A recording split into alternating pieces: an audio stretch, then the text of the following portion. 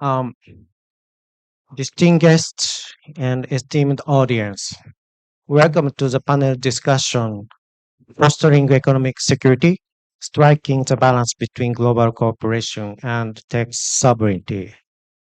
The Japan Institute of International Affairs, JIIA, in partnership with Doha Forum, presents the session concerning economic security. I'm Tomoyuki Yoshida, Chief Executive Director of JIIA. The concept of economic security is not new, but it now shows off a new look. It has emerged against the backdrop of division and competition among the countries of international community. Let me just classify them in two different groups.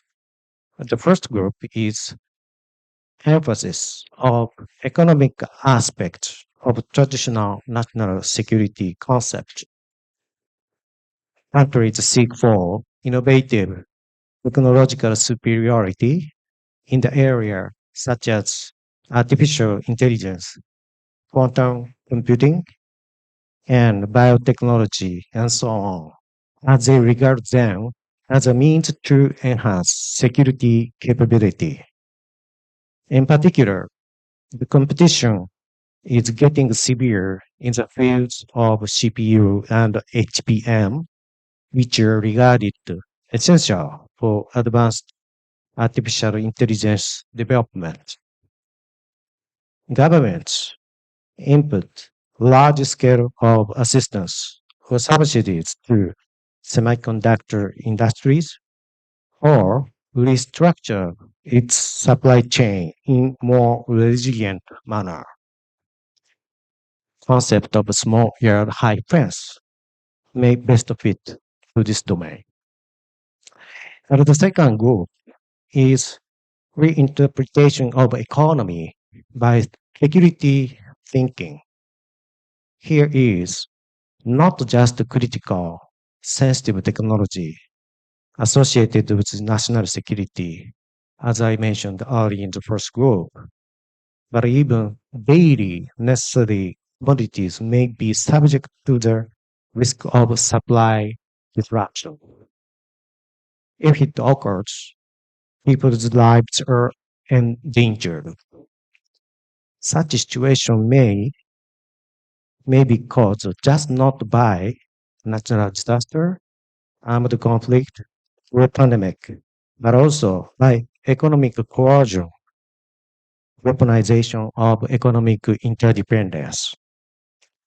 Countries feeling insecure would opt for de-risking or even decoupling from supplying country which dominate relevant market and diversify supply chain. All these measures taken for economic security may sometimes conflict with the need of open innovation for research and development and international rules governing free trade and investment for globalization. How should we balance these two imperatives? This is today's main subject of discussion. Here we have four distinguished panelists today. Uh, Let me introduce each one of them very briefly. Here on the right hand side, Dr. Fabian Lee, the pronunciation is okay, uh, who is the chief executive and chief economist of the European Policy Center based in Brussels. His analysis focuses on the political economy of the European integration as well as cohesion or unity within the European Union and a contested global landscape. Thank you for coming, Mr. Chui. And next, uh, Mr. Gary Richel. Is that okay for pronunciation? He is a chair of the Asia Society of the United States. He has more than 30 years of experience as an executive, entrepreneur, and investor. He founded SoftBank Venture Capital in Japan and is their founding managed partner, a leading venture company firm in China. He has a tremendous experience in the area of healthcare and clean tech investments. And Japanese gentleman, Mr. Shin Oya, is a chief analyst at the Sojitz Research Institute of Japan. Previously held senior roles at the Japan Bank of International Cooperation and the European Bank for Reconstruction and Development. He has wrote many books as a leading expert on geoeconomics and economic security. And that last but not least, Ms. Abir Al-Hamadi. She is a director of innovation and economic development at the Hamad bin Khalifa University of Qatar, and she is leading its innovation center. She joined the Qatar Foundation in 2008 as the first manager of intellectual property and technology transfer in 2011. Zabir is a intellectual property Arabic spokesperson in many innovation events and platforms. So today, thank you for joining us today. So I would like first to start to ask for a couple of driving questions to all panelists. The session is just 45 minutes, and I would like to take some questions and comments from the floor towards the end. Therefore, humbly, I would ask each one of the panelists to your answer and remarks as much as around 3 minutes. It's maybe tough, but I would appreciate if you assist me. Then the first question is, please briefly describe the policy features, trends, and challenges in the countries and regions that you belong to with regard to economic security and technological development. This is a broad question, so you can raise as many points as possible if you don't. So we would start with Dr. Lee in the clockwise. Okay. Thank you very much. Thank you for inviting me to take part in this panel. I want to start with saying that while I will give a European perspective, I don't speak for the EU or for EU institutions, so this is very much my own view. What certainly is easily observable in the EU is that economic security is very strongly on the agenda. We have seen that already in the last political cycle. It is now very explicitly in the current political cycle. For the first time, we have a commissioner for economic security. We have a number of instruments which have been developed over the last years, as well as an economic security strategy. And now there is a task to develop an economic security doctrine on how these instruments are to be used. So, why has Europe gone from a relative emphasis on openness, on the benefits from free trade, to what I would call a more cautious approach? It hasn't switched completely, but it is more cautious. And there are multiple reasons. One of the reasons is Russia's illegal war of aggression against Ukraine, because that has led to a weaponization of interdependence, which has directly affect the European Union. Clearly, energy was used as a weapon, and that has highlighted the issue of dependence. It has highlighted the issue of vulnerability. But economic security was already on the agenda before then. We had long discussions. In Europe, we always have to invent new terms. So we called it open strategic autonomy. But essentially, it was about dealing with a more difficult, a more conflictual global environment. And that originally was not based on Europe's relationship with China. We actually had that big focus coming in the first Trump administration. That's when there was a real worry about the deterioration in the economic relationship across the Atlantic and the need for finding instruments to also deal with US extraterritoriality. But there has also been a focus on China. There has been this term which has been used by the Commission President Ursula von der Leyen of de-risking as distinctive from decoupling. Again, very much trying to aim at addressing vulnerabilities, addressing dependencies. Um, what all of that has mixed with is also industrial policy, which is on the European agenda for a number of years now, particularly because there's now an emphasis on trying to address what in Europe is called the twin transition. So, the global technological revolution, as well as sustainability and climate change. There has also been a concern about competitiveness and about the future presence, future control over key technologies, and the dominance of certain players in those markets. And that clearly also links it into the geopolitical and the geoeconomic debate. It opens up Europe to accusations of protectionism. We would always argue that it's not protectionism, but sometimes it's hard to tell the difference. It also raises the question of who's going to pay the cost for this deterioration.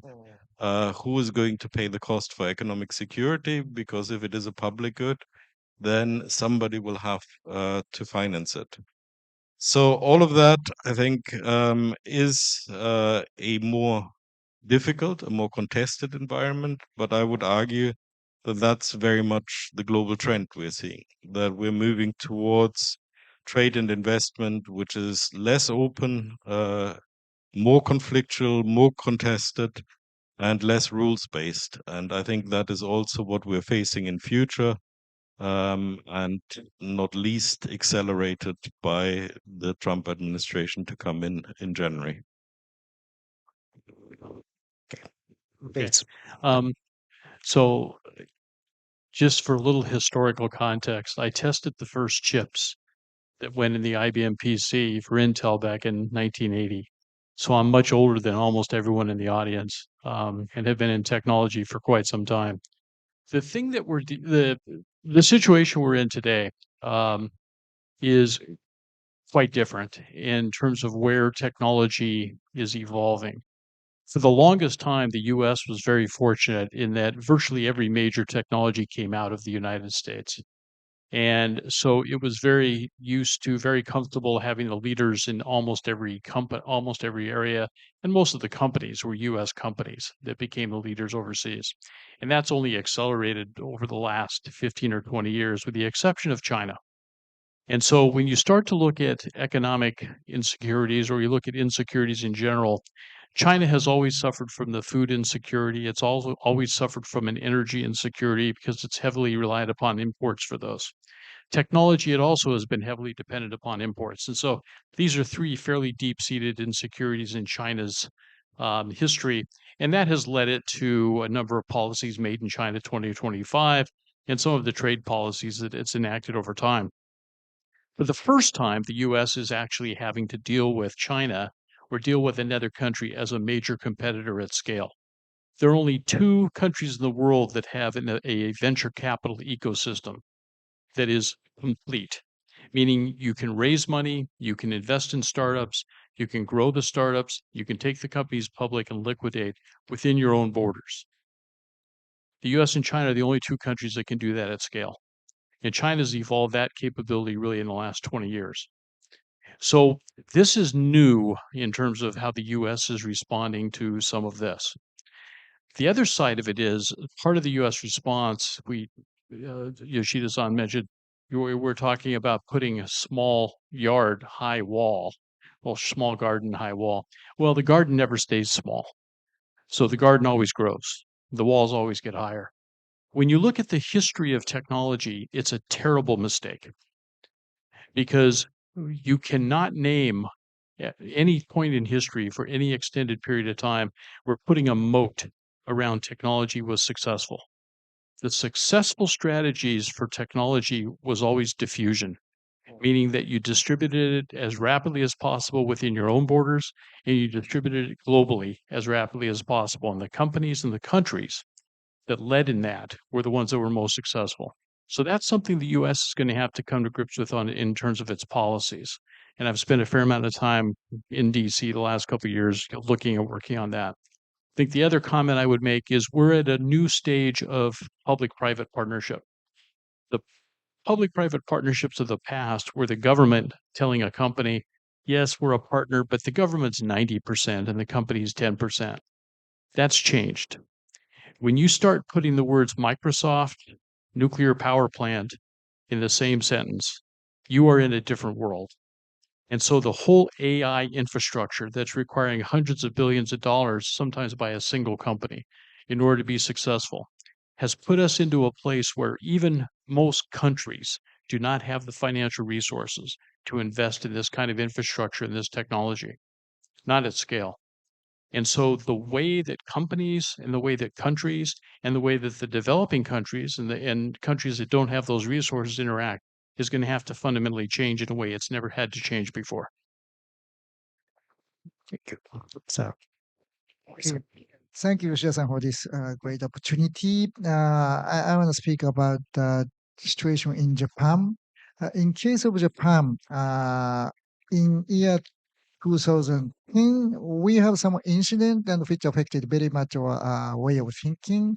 Actually, in Senkaku area, Chinese fishing boat collided with the Japanese Coast Guard ship, and Japanese side arrested the captain of this Chinese fishing boat, and China pressured for release and using the economic coercion, economic coercive action. Actually, China stopped rare earth export to Japan, and Japan faced quite difficulty, and this gave Japanese people and the Japanese authorities a quite strong impression that generally speaking, economic interdependence is very good things, but sometimes there occurs a situation that interdependence can be weaponized, as my friend mentioned. So this is not just starting point, but this was a very big event, which provided a lot of impression to a strong feeling to Japanese people. And after the Japanese government and the private sector discussed many things, and one epoch-making thing is year 2020, the Liberal Democratic Party, this is Japanese the governing party, drafted some report, not big report, just 15, 20 pages. But there they clearly mentioned that what should we think about regarding economic security. This report emphasizes two things. One is strategic autonomy, and the second thing is strategic indispensability. So strategic autonomy is, of course, interdependence is important, generally speaking. However, some autonomy is important, and especially if we put all eggs in one basket, this create a dangerous situation. So that's strategic autonomy. And the strategic indispensability is if Japan has some good or process or technology which the rest of the world rely on. If we have such kind of technology or goods, this will create very strong power. And if, for example, some country try to use economic cohesion vis-a-vis Japan, we can say, oh, wait, if you are going to do that, we can have this kind of goods or technology, and we can counter use this technology as a countermeasure. So that's the concept of the strategic indispensability. So this is just the party's report, but based on such kind of concept, Japanese government prepared draft act, which is Economic Security Promotion Act, and fortunately, Diet passed this law, so it was enacted in May 2022. And there are several components, but the important pillars are number one is creating resilient supply chain. Number two, securing stable infrastructure. And number three, supporting R&D for critical technology. And number four, reforming patent system. At that point, in under Japanese patent system, everything is disclosed. But if it's a patent or invention of a very sensitive area, it's the standard, what are the standards that non-disclosed patent should be allowed. So we introduce such kind of system. So this is Japanese the Economic Security Promotion Act. Of course, this law is not that doesn't cover everything. There are other area, for example, the research integrity issue or cyber resilience issue. So Japanese government is working for these kind of things. But one thing we can say is Japanese government and Japanese people are very serious about economic security issue. So we are making a lot of effort. And also Japanese government and Japanese industry emphasizes that we should not deny globalization or interdependence. Basic stance is interdependence is a good thing, but we need to strike right balance between such kind of that openness and also securing in small area. And as my friend mentioned, always it's very difficult things how to keep a small area and high fence. But I mean, striking right balance is very important thing. I think I will stop there. Thank you very much. So, First, Assalamu alaikum, good afternoon, everybody. Thanks for the opportunity to be present today in the panel. So I will focus my talk, of course, about Qatar. And we see how the developed countries are looking at the economic security.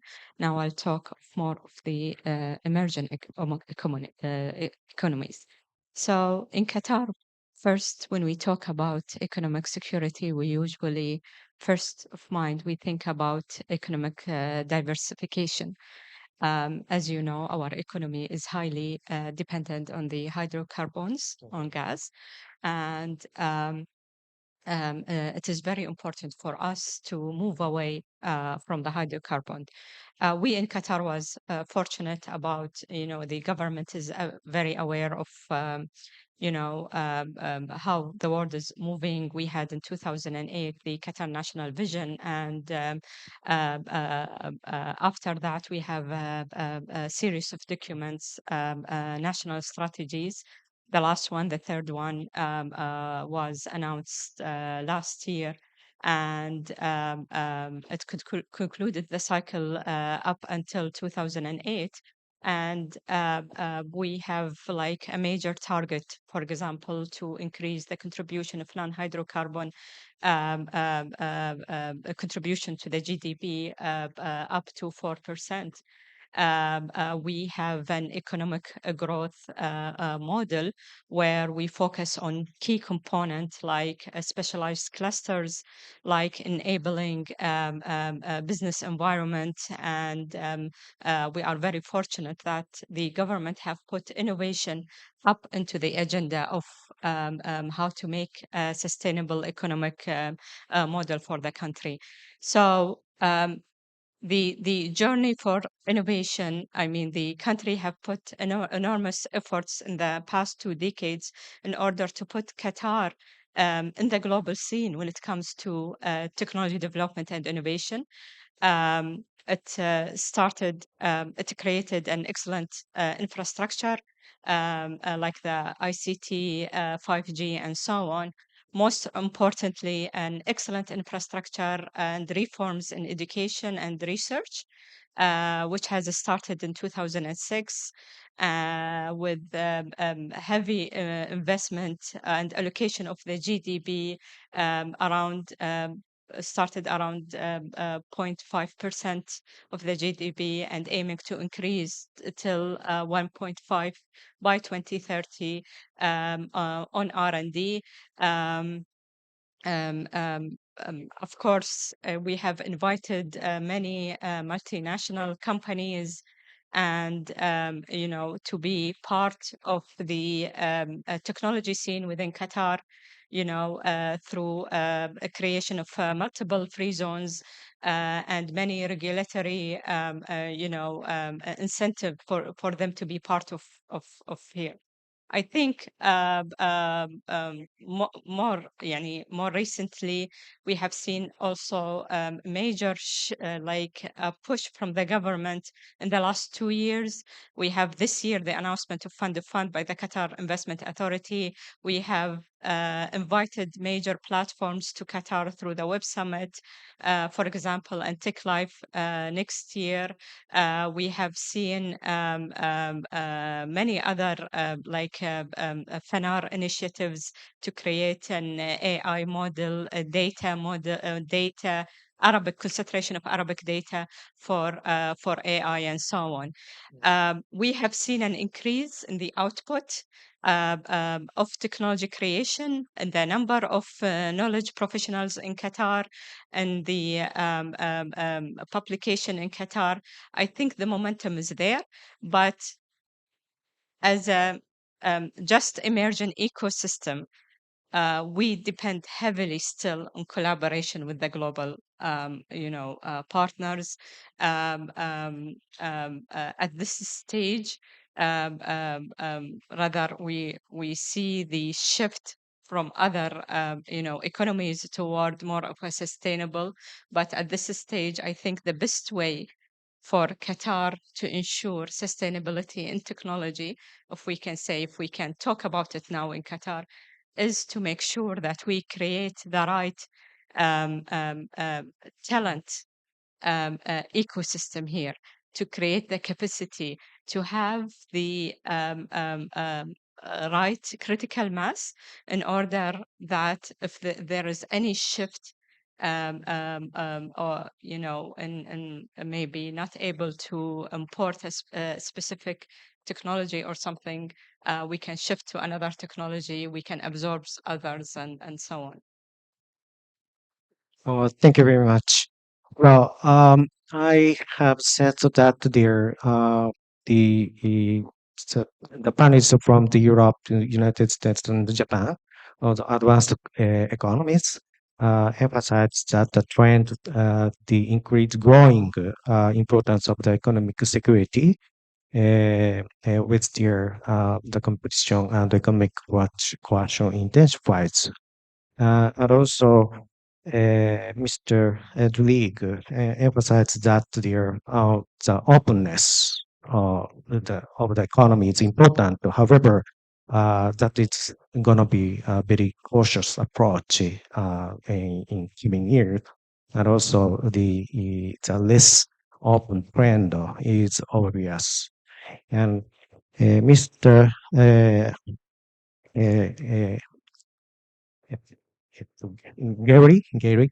Gary emphasized that their investment of the large scale investment is necessary for the technological development and innovation. But also, you mentioned about the what is going on, what the China is doing towards economic superiority. And Mr. Oya shared with us the Japanese experiences. And Mr. Abir it's puts the different perspective from the position of the Qatar as one of the developing countries. so the technological innovation and is necessary for the economic development and capacity building. In order to do that, collaboration with a partner is quite essential. Well, various points and the perspective was posed raised in this first round of question. So let me make the second question to all of you. And this is closely connected with the first question. So, what do you emphasize most? What do you think is the most important thing? Promotion of technological development while ensuring economic security. And what kind of international cooperation is desirable in this context? So, Mr. Tree, Dr. Tree, can you do? Um, Thank you. I'm going to answer the question in a little bit of a roundabout way, because I want to highlight an area where Europe at the moment is in dispute with China, and I'll explain why I want to use that example. So, what I'm thinking of is electric vehicles, where clearly there is an ongoing dispute between China and the European Union. Why do I want to highlight that example? Because I think it's a very good example to illustrate how much different objectives come together in one particular topic areas. Clearly, this is about trade, it's about competitive advantage, but it's also about excess capacity. It is about weaponized interdependence, or at least the potential of that, in particular, dependence on raw materials. It is about market dominance and the question of who will have these future markets. It's about green technology. It's about competitiveness. It's about concerns about data protection. It's about fair and free trade and the rules of the game. And it's about global effects. So all of this comes together in this one example. And I think this is very telling for the future because we are going to have many, many more of these kind of disputes. And we are expecting that somehow trade can encapsulate all of that. And that will always lead to a situation where we will have more conflicts, more discussion about what is driving the action. So, from a European perspective, yes, we want to be as open as possible. Um, but closed when we must. But what does that then mean in practice, and how is that assessed? That also does, and I think that's important to emphasize, it also does contain some opportunities. One of the key parts of the European strategy is diversification. So it is about also having new partnerships. The EU has always been committed to WTO compatibility. So again, I think this commitment to fairness is important. But in the end, security is a very big stick. So we have to find a way of finding some form of balance between the economists and the security people. It's not one or the other, it has to be both at the same time. So what can we do? I think we can be more transparent about many things. Yes, with security, it's always difficult, but I think being more open, having more data. Very often, it's about not knowing rather than being sure that there's a threat. There will be these new partnerships, um, and I think we are starting to see that already. But I think what we're not going to see, and that is going to continue the big problem in this whole area, is global rules, or at least not global rules which can be enforced, which are effective.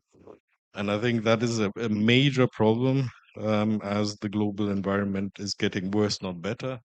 But geopolitics is going to override many of the other concerns. And unfortunately, that means a welfare loss for everybody, both the developed economies and the developing economies. I think that the the point on rule setting is really critical because we are facing what's going to happen with AI. You're going to face what's happening with quantum computing.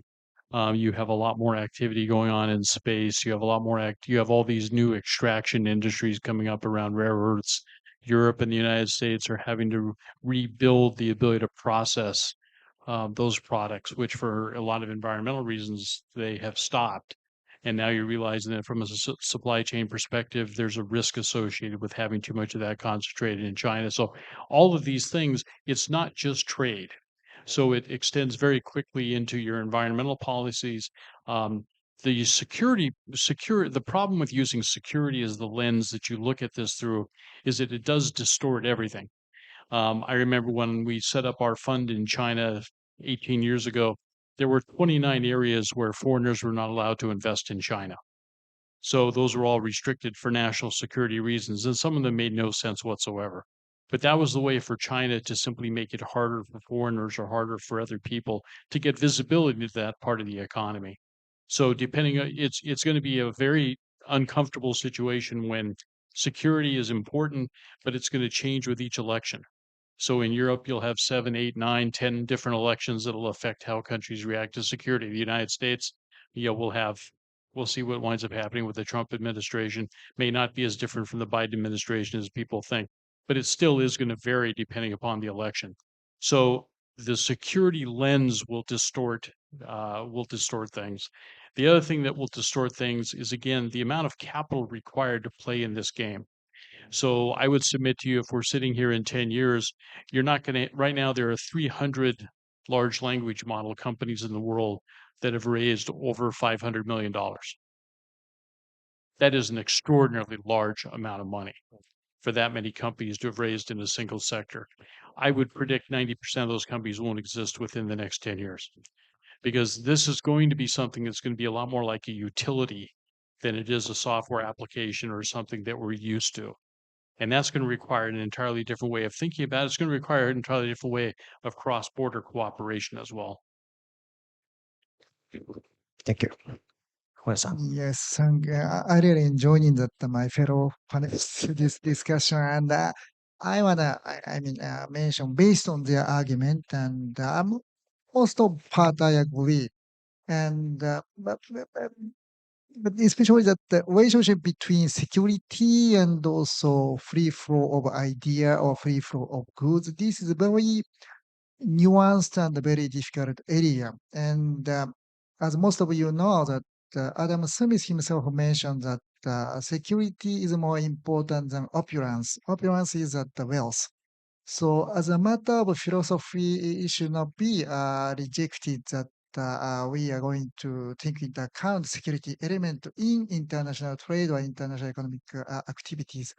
But my fellow panelists is exactly why that the security is very ambiguous concept, and it's very often used as a very expansionary way. Oh, this is security. Oh, this is security. Everything is security. So this is against that Adam Smith's philosophy, I think.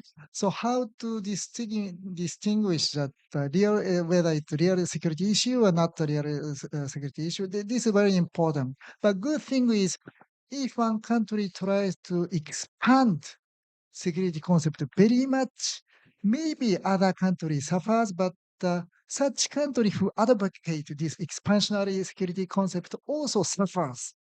I think. So I hope this kind of that very calculated and also very reasonable discussion will come back to not only US but other countries too.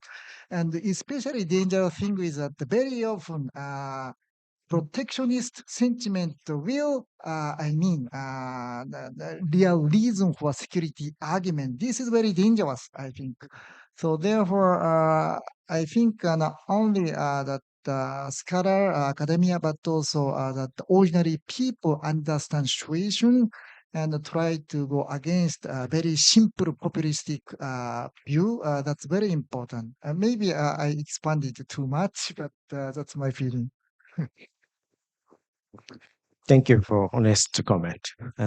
So, Mr. Beer. Yes, I'm enjoying the discussion very well. As I mentioned in my previous comment, for us here in Qatar, we have invested a lot to be in the global technology scene.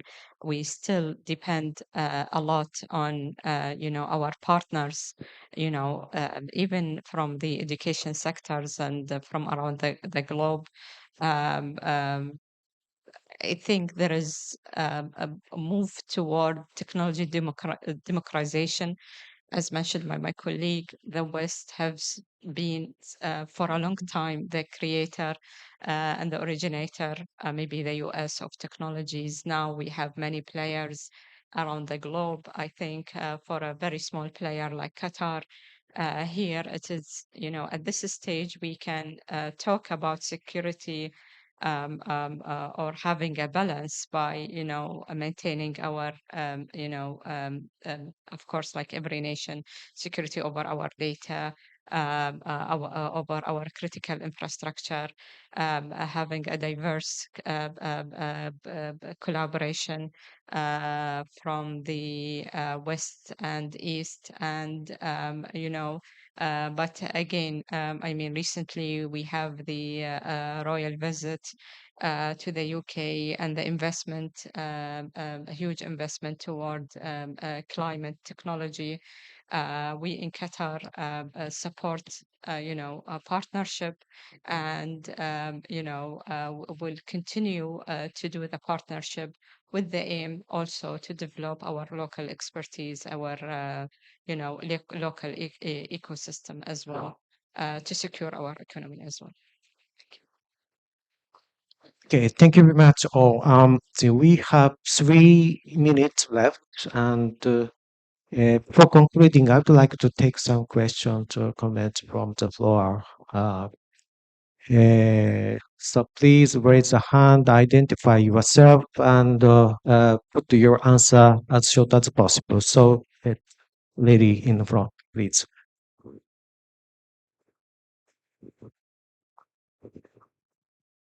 Hello, my name is Amna Zaman, and I'm a SJD candidate at Hamad bin Khalifa University, Qatar. I'd say I'm a living example of what Mr. Bir mentioned, Qatar's investment in research and development. And I'm also doctoral research fellow for the IPDD program, which is Industrial Policy for Digital Development, and that focuses on sustainability, digitalization, and national security in the new economic order. And how I see things is that I very much notice that there is, in today's world, we see economic security as equal to national security. And if you see with the backdrop, there's one very important narrative that we did not discuss today, and that is the US narrative. So we had a very nice discussion about the EU approach, the China's approach, Japan's approach, and Qatar's approach. And how I see is that my research particularly focuses on data flow regulation and regulation of cross-border data flows. And if you see how initially US had a stance whereby it was, it saw data regulation as a threat to trade, but now has kind of, taken a different approach whereby it kind of seems to be controlling data. And we see the GDPR by the European Union, and we see how these countries are trying to exercise more control over their data, because ultimately tech security would be national security. And in the backdrop of this tech war between US and China, there is a lot of focus on how these countries are going to take control of their data or their data flow or sharing of technology. So I see the situation tilting more towards, I would say, technology sovereignty instead of global cooperation. And a lot of the times, these policies or industrial policies that these countries have are motivated by their political understandings of things. So, for instance, Qatar being a player that is more interested in investing in technology for now has as its data protection law, which is more open to big tech companies and investors. So yeah, for me and my understanding, there's a huge tilt towards technology sovereignty than global cooperation. I take it there wasn't a question. Yes, it was a But comment. Yeah. and so that's what we were trying to get to question. But let me make one observation. You should all get used to data just being a commodity. So data is not going to be treated any different than gold, silver. It's Yeah. just going to be a commodity. It is. And so those who have the best quality data, just like the best quality of any kind of mineral extraction. And the question is going to be for a government is how do you control the extraction of the data from your society? And that's something that does need a great deal of cooperation. Yes, I agree. Thank Okay. you. Anybody else? Yes, the gentleman. Please make your remarks short. Okay. Yeah, I'll make it short. Randolph Carr from the Munich Security Conference. Also, sorry, you'd already spoken on the last comment, but Mr. Rischel, questions for you. You talked about investment in AI, and since we're here in the region, I wanted to bring up the example of Microsoft's cooperation with the Gulf firm G42, AI company from the Emirates, and the reported kind of deal that in exchange for partnering with Microsoft, cutting out kind of their cooperation with China and use of Chinese systems. How do you assess this kind of bifurcation of the AI ecosystem between the U.S. and China? So I don't think it's going to, I think in that example, it's not bifurcation. It's a question of what was the best deal on the table for the Gulf states and what was the best deal on the table for Microsoft. So you could assume again, in my view, more enhanced public-private partnerships, you're going to see more and more deal-oriented discussions being made. I think it's also true that Microsoft, somewhat uniquely around US companies, is taking a very, very assertive stance relative to trying to narrow the gap between where the US is on this technology and where the rest of the world is. So right now, the US and China are pretty far ahead of literally everyone else at scale. And Microsoft is particularly committed to going to the global south, the developing, however we want to describe it, and making sure that that gap is both not permanent and doesn't become something that can't be overcome and becomes a permanent unfair situation. The internet was easy because the internet took what we did and made it faster and more accessible. AI is going to be something different. It's going to wind up modifying every single process we have in every part of our society. And we can't afford to have 6 billion people on this planet not playing in that game. So the time of the 40 minutes have passed. So I would like to conclude this session. Thank you very much for the very professional comment with regard to this subject, and we understand that there are the two different perspectives of the economic security and technological development, technical sovereignty.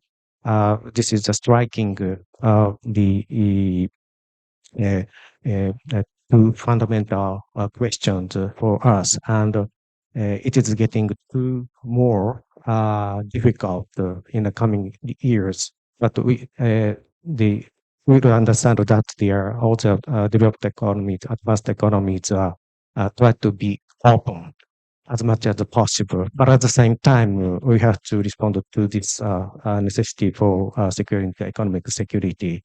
And also, we need as much as global collaboration, cooperation to diffuse this kind of the human technology to the developing countries as well, within the restrictions and perspective of the economic security as well.